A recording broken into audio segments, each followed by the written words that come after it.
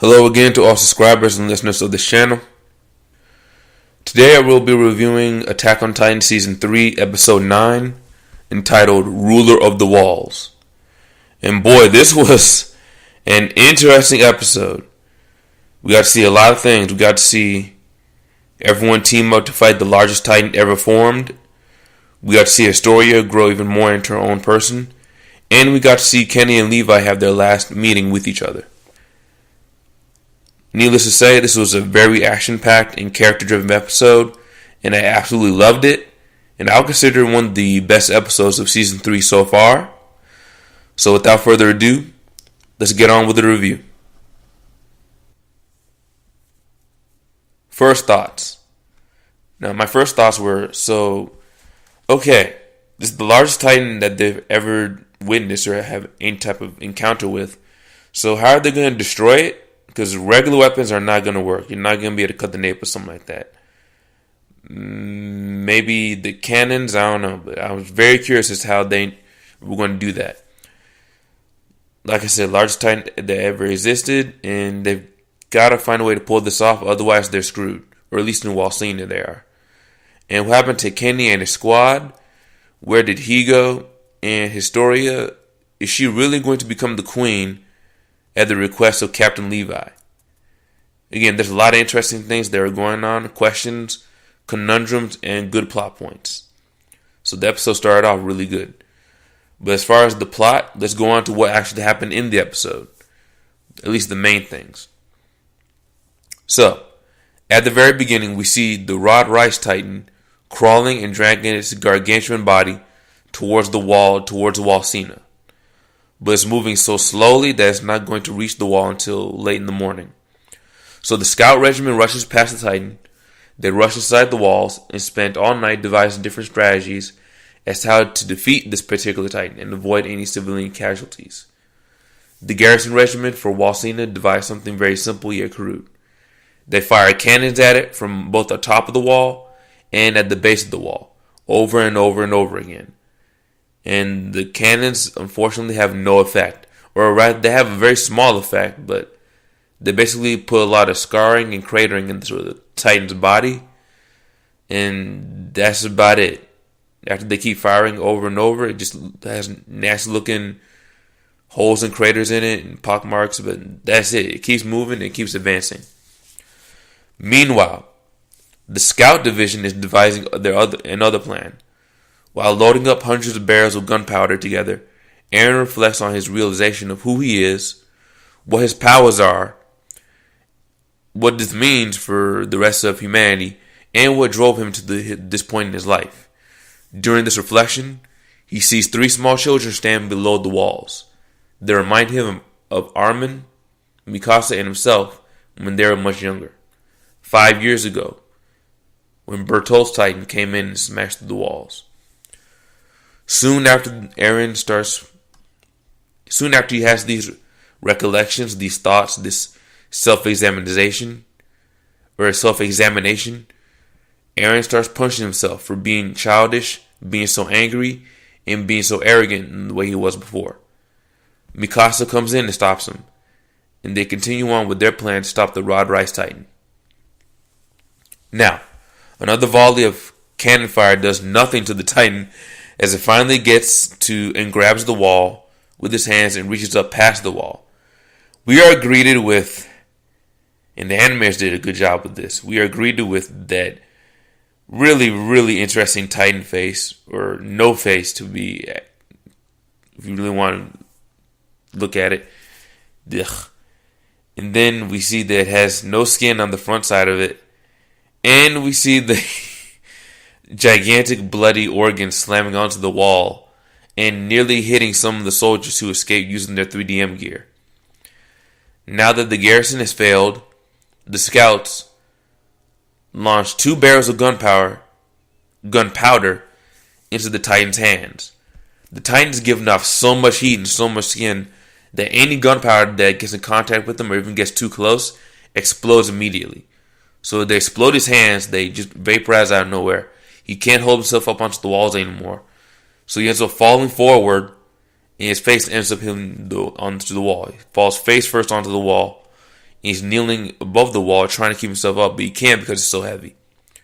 Right then, this is the perfect timing, the perfect angle, and perfect position for a Titanized Aaron to grab a bag of gunpowder barrels, hurl it into the Titan's mouth, and because of the Titan's heat and pressure created by its incredible high temperature, the barrels ignite and the Titan's head and shoulders explode.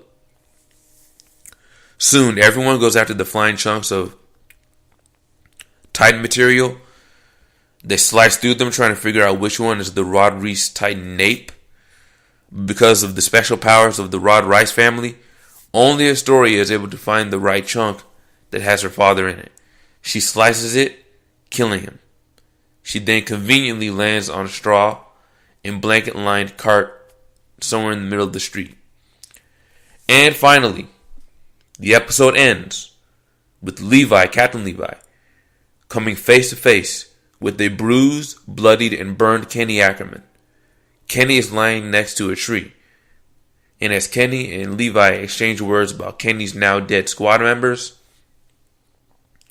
and his injuries. But to Levi's surprise, Kenny brings out a syringe and a kit that contains what looks like might be some Titan serum. And with that, the episode closes. I do want to note, it looks like from looking at it right, that scene between Kenny and Levi was actually a slight flashback. That was early in the morning before they killed the Rod Rice Titan. But yep, that's how the episode closes. So now on to the interesting things that I noticed. Quite a few interesting things. One, there's a scene in the very beginning of the episode where we see a surrounding area from the viewpoint of the Rod Rice Titan. I'm not sure that we've ever seen reality through Titan vision before. That was interesting. We were actually seeing what apparently was, I guess, the souls of people, or the energy coming out of individual human beings through the Rod Rice Titan's eyes. I thought that was a very interesting touch. I don't think they've ever done that before with any of the Titans in the series. So, yeah. Second thing I noticed that was very interesting.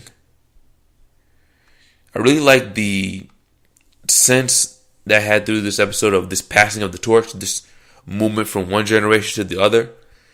For instance, Historia slays her own father in order to not only free herself from her parents' horrible behavior or their obligations, but also to free the people of the walls from the lies and the distortions of reality that were continued by the Rice family, as well as Kenny and Levi having what looks like is going to be their last conversation.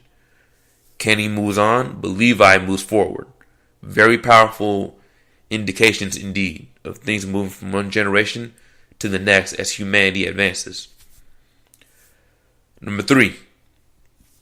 Historia has what looks like an ability to not only erase memories, alter memories, recover lost memories, but she also seems to be able to home in on people she's either related to or has had a very close emotional and or psychological and or biological connection with.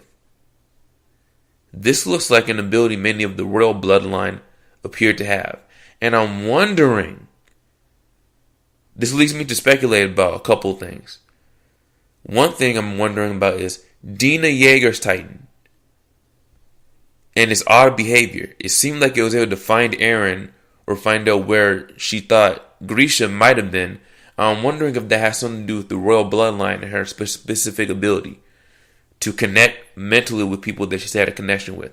Also, would Zeke be able to, but I won't get into that. I'll make several videos on that later so that way don't spoil it. But yeah. The fourth thing that I thought was interesting. The scene where they're searching for Rod Rice's nape structure. And the question I ask myself is, okay, how did Historia fall into such a convenient place? Sounds like a little bit of a plot thingy, but whatever. And how are they supposed to land after slicing through those giant slabs of Titan flesh? See, they're using their gear to attach to the Titan flesh directly. And I'm like, okay, so what else would they attach to? That part confused me, but whatever. And also, Why were the scouts pouring water on themselves? That part I still don't get. Was that supposed to like help deflect the steam? I don't know. If anybody can explain that, let me know. Now, as far as the animation quality, animation was absolutely on point as usual. With Studio is spectacular with the animation skills, and again, I don't think I could say this enough times. There's not enough credit being given to these guys and their talent / skill at drawing, and probably never will be. The best thing about this episode was the subtle little subplots nestled within the action. Like I said, the passing of the torch phenomenon, as in Historia slaying her father, Levi speaking with Kenny for the last time. Also, another plot point that I liked was how Aaron was realizing that he has been thinking too much of himself and has been getting too consumed in his anger, has been thinking way too highly of himself in terms of what he can do for others. He's been, as far as he's concerned, emotionally weak, mentally weak during all these ordeals, and now he needs to somehow be more mature and more strong. Now it seems like he's going to be a stronger, more emotionally, more mentally calm and more mature as a person. At least that's what it looks like he's going to be. Worst about the episode, there is nothing wrong with this episode as far as I can see. I couldn't find any one thing that was done wrong. I think it was excellent. My favorite scene, there's way too many good scenes. I'm going to go through a list. 1. The scene where Aaron actually tosses the gunpowder into Rod Rice's Titan and tosses it into his mouth to get him to explode. The animation of the actual explosion. Actually, I would say from the point of Aaron running to throwing it into the mouth, all the way to the explosion, all the way to the chunks flying through there. Every part of that sequence was just absolutely well done. Absolutely well done. Number 2, the scene where Historia gets a lot of flashbacks of many of the members of the Rice family right when she slices through her father's Titan nape structure.